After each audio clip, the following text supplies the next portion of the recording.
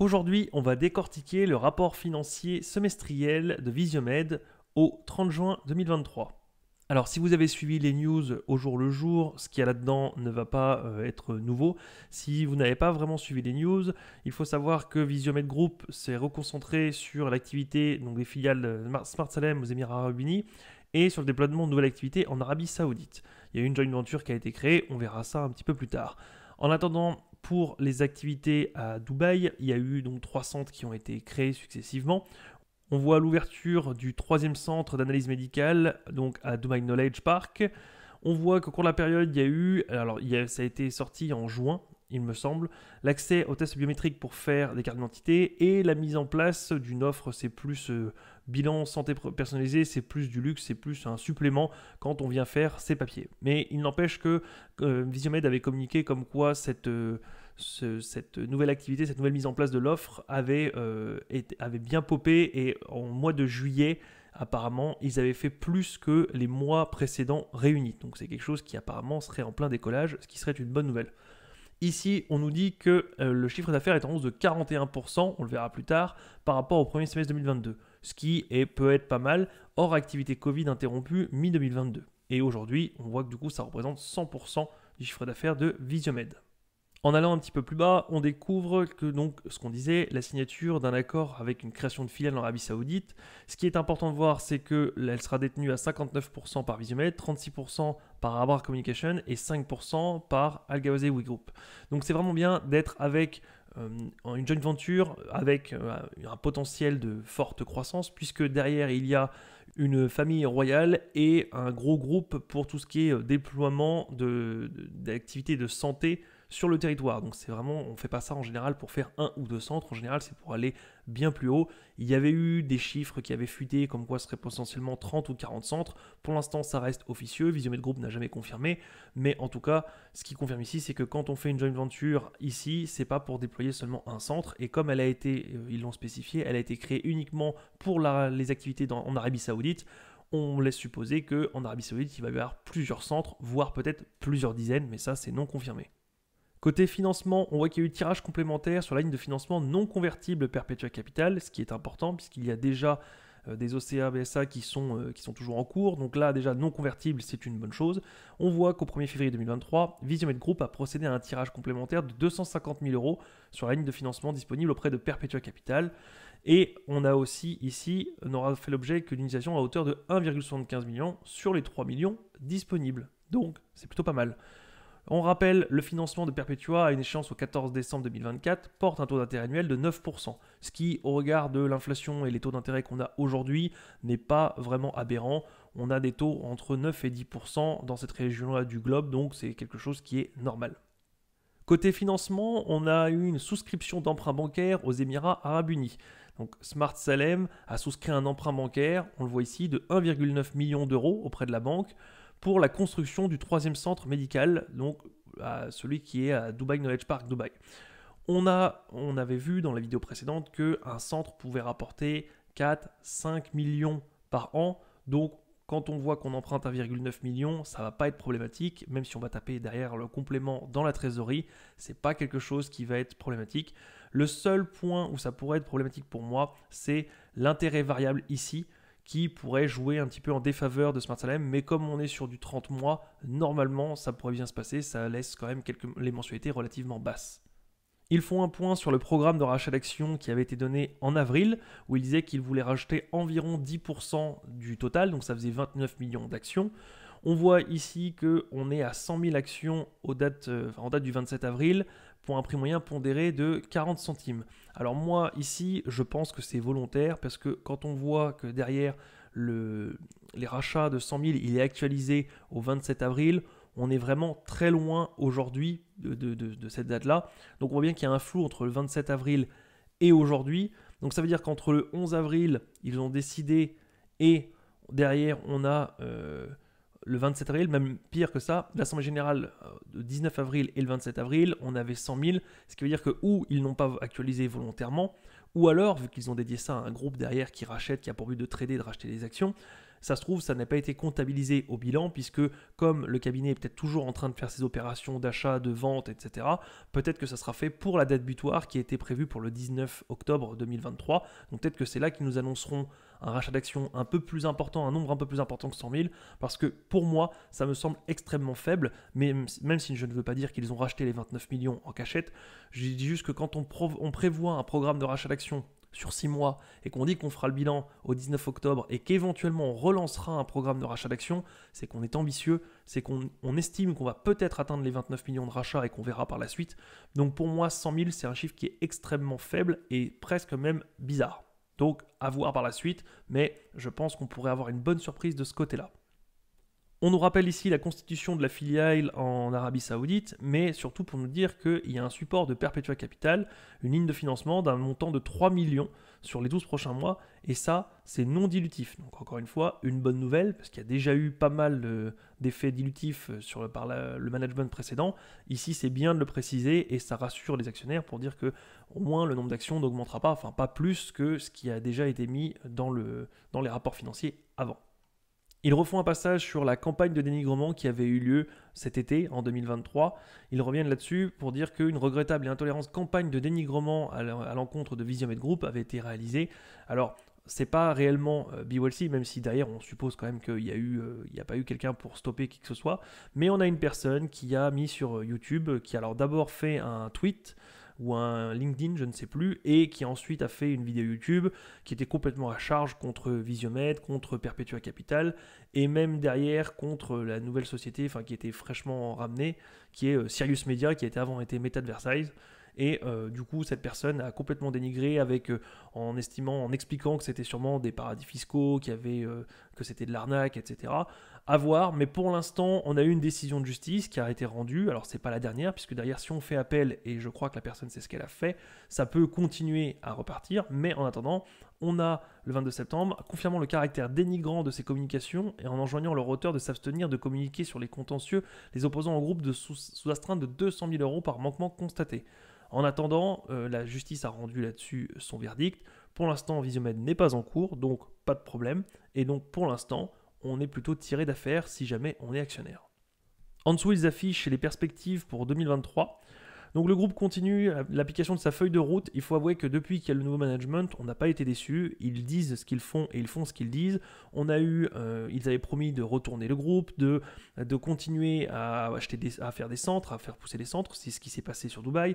Ils avaient laissé fuiter un petit peu volontairement comme quoi il pourrait y avoir une nouvelle filiale en Arabie Saoudite. Ça a été donc évoqué en tout début d'année. Ça a été confirmé en septembre 2023 avec une signature et un communiqué officiel. Donc pour l'instant, c'est bien, on arrive exactement sur ce qui était prévu sur la feuille de route prévue, et il le rappelle ici, les perspectives d'activité Smart Salem sont positives et encourageantes. Il y a la poursuite de montée en puissance des centres, puisque maintenant qu'ils ont été ouverts, ils avaient dit qu'il fallait à peu près 1 an pour qu'ils arrivent à maturité pleine. Ça ne veut pas dire 2000 patients, 2000 clients par jour, ça veut juste dire qu'ils arrivaient à 1 an pour bien huiler tous les rouages et envoyer les bonnes personnes dans les bons centres au fur et à mesure. Après, c'est juste une montée en puissance. Donc là, le 3e centre qui a été mis en début d'année ici n'est pas encore tout à fait au point à l'heure où on voit ce document, mais du coup, c'est ce qu'ils expliquent, une montée en puissance, donc normalement ça devrait bien se passer, ça devrait juste gagner plus d'argent. Et donc la phase de déploiement en Arabie Saoudite, pour l'instant donc un premier centre a été confirmé, alors pas de création, de recherche. Ils ont donc Smart Health, qui est donc la joint venture, le nom de la joint venture, a confié un mandat à Charterstone, cabinet spécialisé notamment en immobilier commercial et implantation de projets, pour la sélection du premier site d'implantation parmi les zones privilégiées par Visiomed Group et ses partenaires. Ce choix sera guidé par des critères rigoureux, démographie, accès, contraintes techniques et réglementaires, expérience patient, pour assurer une mise en œuvre optimale et un impact positif sur le maillage de l'offre médicale au sein de Riyad. C'est logique, ce qui est bien, c'est propre, ils prennent leur temps. Alors, on aimerait bien que ça aille un peu plus vite si jamais il y avait bien 30 ou 40 centres qui étaient prévus à l'avenir, puisque à ce rythme-là, ça va être long. Mais je peux comprendre que pour la première fois avec la joint venture, avec les 2 autres partenaires, et aussi le fait de s'implanter en Arabie Saoudite, ils veulent faire bien les choses et justement créer un centre qui rejoint avec tous ses atouts pour avoir un impact optimal. Et du coup, c'est quelque chose qui est pro. Et peut-être que par la suite, si tout s'est bien passé, ils les ouvriront 2 par 2 ou 3 par 3. On ne sait pas. Mais en attendant, c'est quand même preuve de professionnalisme et c'est plutôt un bon point.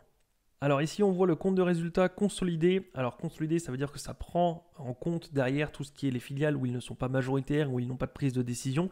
Ça permet d'éviter de compter en doublon certaines choses, ou même derrière sur des filiales dont ils n'auraient pas la main dessus. Ça permet quand même, parce que si l'entreprise dans laquelle ils ont des parts fait des bénéfices, bah, eux indirectement, ils font des bénéfices, mais au prorata. Si vous possédez 10% d'une société qui a fait des bénéfices, vous avez 10% de ses bénéfices. Donc quand c'est consolidé, ça veut dire que ça les prend en compte. Ce qui est intéressant ici de voir, c'est, alors les gens s'arrêteront là, au chiffre d'affaires 8781. Donc on a 8,7 millions qui ont été faits en 2022 et seulement 6,3 millions au semestre 2023. Donc on est bien sur une perte de chiffre d'affaires techniquement, il y a une différence, mais si on ne s'arrête pas là, on verra que c'est plutôt une bonne nouvelle. Si on descend maintenant, on va aussi voir donc le calcul de l'EBITDA. L'EBITDA entre le premier semestre 2022 et le premier semestre 2023, on est quand même passé derrière d'un EBITDA négatif de 532 à un EBITDA positif de 909, ce qui est pas mal. On a quand même du coup 900 000 euros pour le premier semestre. Un petit passage rapide sur le flux de trésorerie pour juste voir le résultat net total, donc des sociétés consolidées pour tout prendre. On était bien en perte de 5 277 au premier semestre 2022, enfin à fin de l'année 2022. Et aujourd'hui, on est en perte aussi, mais beaucoup moins, puisqu'on voit bien qu'on n'est que de 675 contre 5 millions et quelques l'année passée. On voit aussi l'émission des OCA BSA qui était de 5 000 en 2022 et aujourd'hui 0, ce qui est une bonne nouvelle puisque derrière ça veut dire qu'on évitera de diluer les actionnaires. Ici, on a tout le périmètre des sociétés, donc justement ce qu'on disait dans les méthodes de consolidation. On voit ici Visiomed Group, forcément détenu à 100% par Visiomed Group. On a Smart Salem, les 3 Smart Salem qui sont ici, qui sont détenus à 100%. La holding, logique. Derrière, on a une participation dans BeWell Connect à 49,88%. Ce qui est surtout important, c'est ce qu'on va voir ici, c'est le chiffre d'affaires par activité. Donc tout à l'heure, on disait que techniquement, on était descendu, puisqu'on avait fait 8 millions sur l'année, et là, du coup, on était sur 6 millions et quelques. Là, on se retrouve à dire qu'on fait, donc comparé à l'année d'avant, on passe de 4 à 6, ce qui est très bien sur le périmètre constant Visiomed Group, mais on voit ici qu'on avait une autre activité cédée ou arrêtée qui rapportait, enfin qui avait 4 millions de chiffre d'affaires. Il a été arrêté, ce qui fait qu'effectivement, quand on regarde juste tout bêtement, simplement le chiffre d'affaires, on est passé effectivement de 8,7 millions à 6,3 millions. Mais il faut savoir, c'est ce qu'ils expliquent ici, le chiffre d'affaires consolidé au premier semestre atteint 6,4 millions, c'est bien ce qu'on voit ici. En croissance par rapport à la même période 2022, oui, parce qu'on est passé de 4,5 millions à 6,3 millions, enfin à 6,4 millions. En considérant les activités arrêtées au CD, le chiffre d'affaires consolidé est en baisse de 2,4 millions. Mais il se trouve que ce qui était ici, c'était les activités liées au Covid, donc déjà destinées à s'arrêter un jour, puisque forcément quand vous êtes dans le médical et que vous faites des tests ou des masques, bah forcément il y a un moment donné où ce truc-là va se tarir, c'est ce qui s'est passé. Donc ils ont arrêté l'activité au bon moment, mais surtout, là où il ne faut pas s'arrêter immédiatement, c'est que ça c'est du chiffre d'affaires. Si vous faites 4,2 millions de chiffre d'affaires, mais que vous avez une rentabilité vraiment faible, il vaut mieux peut-être arrêter, parce que si c'est pour gratter 1 ou 2%, ça vaut pas le coup de monopoliser des stocks, de prendre des risques sur le fait que si ça se trouve, si ça ralentit l'économie, ou si les masques se vendent moins, ou s'il y a moins de tests, bah vous avez des stocks et vous allez juste, ils ne servent à rien, vous allez les jeter. Et si vous prenez du personnel, vous prenez du temps de personnel pour effectuer cette tâche-là, alors que ça rapporte que 1 ou 2% de rendement net, alors qu'ici vous pourriez avoir bien plus, c'est pas idiot. Donc oui, sur du court terme, on a 8 millions de chiffre d'affaires contre 6, mais de l'autre côté, on prend une activité qui est bien plus rentable et qui va monter en puissance dans les mois et années à venir, alors que derrière, on se sépare d'une activité à faible rendement et qui était potentiellement à risque. Donc les personnes qui s'arrêtent au chiffre d'affaires pourront juste dire on est en baisse, oui, mais derrière on se reconcentre sur une activité qui est bien plus rentable et on met nos efforts dessus pour justement monter en puissance et faire vraiment beaucoup d'argent. Parce que finalement, quand on arrive ici et qu'on regarde avec l'EBITDA et qu'on compare les comptes consolidés du premier semestre 2022 et les comptes consolidés du premier semestre 2023, on a bien nos 8 millions de chiffre d'affaires, 8,7 millions, les 6,4 millions, donc on pourrait se dire que moins de chiffre d'affaires, moins de marge, et du coup on va gagner moins d'argent. Eh bien pas du tout. L'EBITDA, on est à 909 contre du négatif en 532. Donc déjà ici, on était en perte, alors qu'aujourd'hui, on gagne. Alors évidemment, du coup, c'est pas magique, on n'a pas derrière un résultat positif, on ne fait pas de miracle, on passe de moins 2 400 000 à moins 600 000, mais on est quand même sur la bonne pente parce qu'on voit quand même qu'on réduit déjà le chiffre d'affaires et on fait une meilleure marge et on passe les l'EBITDA dans le positif, et derrière, on est encore un résultat d'ensemble négatif, mais on se rapproche du zéro et potentiellement aller de l'autre côté. Donc on est sur une bonne dynamique, il y a encore du travail évidemment, mais il ne faut pas s'arrêter juste au chiffre d'affaires décroissant, il faut voir et comprendre pourquoi Visiomed a arrêté ce pan d'activité, et c'est plutôt intelligent de se concentrer sur les activités à forte marge et à fort potentiel plutôt que de rester sur une activité qui, oui, rapportait de l'argent, mais monopolise des ressources humaines, monopolise des stocks et à faible marge et à haut risque. On arrive maintenant potentiellement aux actions qui vont être cédées à Park Partner. Alors on voit ici les différentes tranches. Alors pour rappel, avant de commencer par là, on avait un Visiomed qui avait annoncé un programme de rachat d'actions, on avait dit de 29 millions et quelques. On a ici le communiqué de presse pour le rachat d'actions qui disait un prix maximum de 1,50 € par action, une autorisation de rachat jusqu'à 10% du capital, soit 29 347 000 actions. Voilà pourquoi je disais tout à l'heure un étonnement, puisque quand on lance en avril 2023 pour s'arrêter au programme mis en place jusqu'au 19 octobre, donc on se donne 6 mois de délai pour acheter 29 millions et on achète uniquement 100 000 actions, ça me paraît un peu faible, surtout qu'ici on explique que si jamais on le souhaite, on relancera derrière, on fera une politique de rachat d'actions au-delà du 19 octobre en cas de résolution de la prochaine Assemblée Générale Extraordinaire, etc., etc. Donc on arrive à quelque chose où ça me paraît ambitieux de lancer 29 millions pour acheter uniquement 100 000.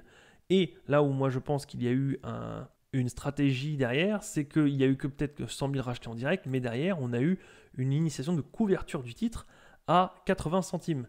Ce qui veut dire que derrière, quand vous pouvez couvrir, c'est-à-dire que vous achetez des options et vous êtes garanti, alors une certaine date qu'on ne connaît pas là, vous êtes garanti d'avoir derrière des options, des actions à 80 centimes. Si demain vous achetez, mettons aujourd'hui, l'action doit coter aux alentours de 37 centimes.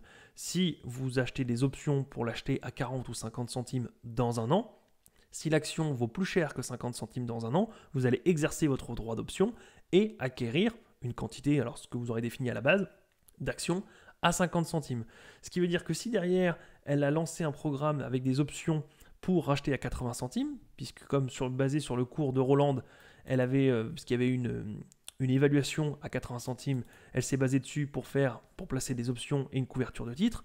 Il se pourrait qu'il y ait par exemple 10 ou 15 millions de couverture de titres, d'options à 80 centimes, et que derrière, il s'amuse à racheter quelques actions par-ci par-là, voire même qu'ils patientent pour voir si derrière ils vont exercer leur option ou pas, ou racheter en direct.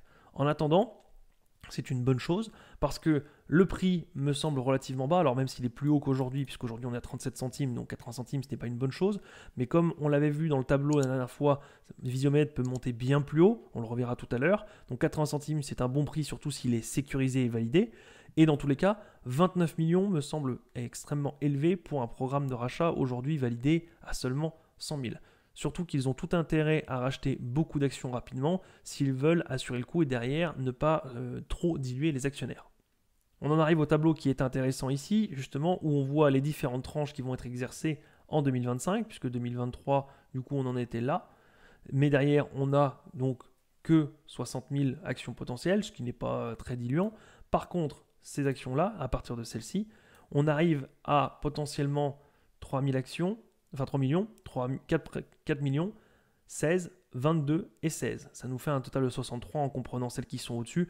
Mais comme ici, il n'y avait que 60 000, 480 000, 78 000, on va dire que le gros du gros reste ici à passer. Donc on a potentiellement 63 millions qui vont potentiellement être prises si Park Partner décide de les valider. Ce qui me rassure, c'est que derrière, Park Partner les a souscrites à 1 € l'action et à 77 centimes l'action.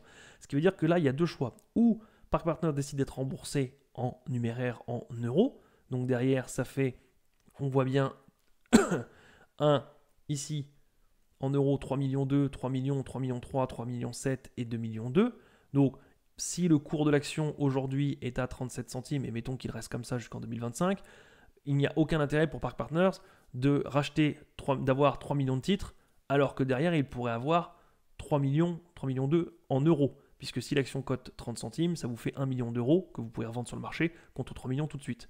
Donc derrière, si Visiomed Group, derrière c'est couvert à 80 centimes, ça peut-être pour leur permettre ici d'éponger au cas où on dépasserait les 80 centimes. Derrière, Park Partner va peut-être demander 6 millions ou 7 millions d'actions, mais peut-être que derrière Visiomed les aura déjà. Et moi, ce qui m'inquiète un petit peu plus, c'est plus pour ces tranches-ci. Et j'espère que Visiomed pourra justement racheter beaucoup d'actions d'ici là, parce que sinon, derrière, on va avoir une sacrée dilution. Roland avait parlé de 22%, et c'est bien ce qu'on a quand derrière, on a 294 millions d'actions et qu'on passe à 294 plus 63, on arrive vraiment à 22%, 21,8% de dilution. Quoi qu'il en soit, on est toujours dans cette configuration-là pour l'instant. On peut actualiser un petit peu les chiffres, comme on voyait que derrière, on était en EBITDA négatif de 900 000. On peut se situer entre les deux, entre moins 260 000 ici et ici à 2,3 millions positif. Donc comme on est entre les deux à 900 000, on est par là, donc on peut estimer en moyenne qu'on est entre 300 et 400 visiteurs par jour. On va essayer de mettre la poire en deux, on va dire 350. Ce qui fait qu'aujourd'hui, forcément, comme derrière on a un résultat net négatif, on a un prix de l'action qui coterait à zéro, sauf si on prend purement les capitaux propres, mais on est forcément par là. Alors oui, du coup, Visiomed reste trop cher par rapport à ce que c'est aujourd'hui, si on garde les éléments qu'on a aujourd'hui, si on considère qu'on n'ouvre pas plus de jours par an, qu'on ne fait pas plus de marge, que les frais fixes sont toujours 2 millions et que le nombre d'actions est toujours le même, parce que si on divise le nombre d'actions par 10, forcément le prix ici fait x10, mais avec les données actuelles et ce que nous avons eu du premier semestre, on peut estimer qu'on sera maximum là d'ici quelques mois, même si derrière la fin de l'année peut être bien plus belle. Mais en attendant, dans un délai relativement court, on est situé par ici et on va peut-être monter par là. Il n'empêche qu'on a quand même un prix avec un PER entre 0 et 18 centimes pour aujourd'hui, daté pour le premier semestre. Attention, ça n'implique pas la croissance, c'est un état, c'est une photo à l'instant T. Visiomed vaut moins de 18 centimes si on ne prend pas en compte la croissance. En revanche, si derrière on peut se dire que les centres vont monter en charge rapidement et qu'on va peut-être gagner 100, 200 ou 300 personnes rapidement, on peut vite arriver à un prix de 1 euro, mais tout dépend de la progression qu'on a ici. Donc si on fait une photo, si je résume, si on fait une photo aujourd'hui, Visiomed est trop cher pour ce que c'est, si on ne comprend pas la croissance. Si on prend en compte la croissance, et tout dépend de la croissance, si on estime que d'ici la fin de l'année, on peut être à 600 visites par jour en moyenne, on peut estimer qu'on est aux alentours de 58 centimes et aujourd'hui, on est seulement à 37. Si on estime qu'on sera à 500 visites par jour en moyenne d'ici la fin de l'année, ce qui voudrait dire une progression de 350 à 500, donc on gagnerait plus 150 visites par jour en 6 mois, on serait à une bonne valorisation. En attendant, faites votre propre choix. Essayez de faire vos recherches pour voir si derrière vous estimez que la croissance va être phénoménale, lente. Essayez aussi de vous projeter avec potentiellement de futurs centres, puisqu'aujourd'hui on ne fait qu'avec les 3 centres de Dubaï qui existent et sur lesquels on a des données chiffrées. Mais si on vient ouvrir 2, 3, 4 centres supplémentaires, ces chiffres vont être revus à la hausse et ça peut vraiment tout changer. En attendant, Visiomed reste un projet qui peut être très lucratif, mais il reste un projet relativement dangereux puisque derrière tout est basé sur une croissance future, donc tout reste à faire. Les billes peuvent être géniales, maintenant c'est très très risqué. À vous de voir si vous voulez tenter le coup ou pas. Ça, c'est en votre propre âme et conscience et selon le budget que vous avez dans votre portefeuille. C'est tout pour aujourd'hui, je vous dis à la prochaine. Salut!